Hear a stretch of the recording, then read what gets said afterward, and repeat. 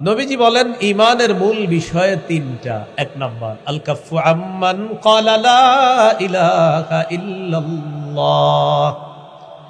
যে ব্যক্তি বলে লা ইলাহা ইল্লাল্লাহ তাকে কথার কষ্ট দেওয়া যাবে না, কর্মের কষ্ট দেওয়া যাবে না। এইটা এক নাম্বার। দুই নাম্বার ওয়ালা নুকাফিরুহু বিযামবিন। যেই ব্যক্তি বলে লা ইলাহা ইল্লাল্লাহ কোনো গুনাহের কারণে তাকে আমরা কাফের বলবো না। একটা গুনাহ করলো সে আর কাফের বলে দিলাম, এমনটা করব না। এটা মুফতি সাহেবদের কাজ, এটা ফতুয়া বিভাগের কাজ, কারো উপর ফতুয়া লাগানো। তিন নাম্বার ওয়ালা নুখরিজুহু মিনাল ইসলামি বিআমাল।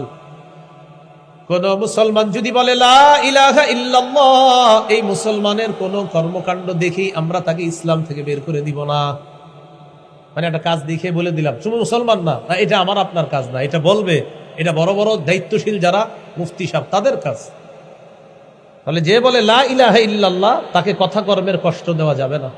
যে বলে লা ইলাহা ইল্লাল্লাহ তাকে কোনো গুনাহের কারণে আমরা সাধারণ ঠুসঠাস কাফের বলে ফেলবো না।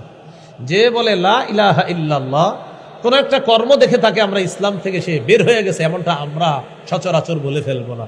নবী বলেন এই হলো ঈমানের মূল বিষয় তিনটা।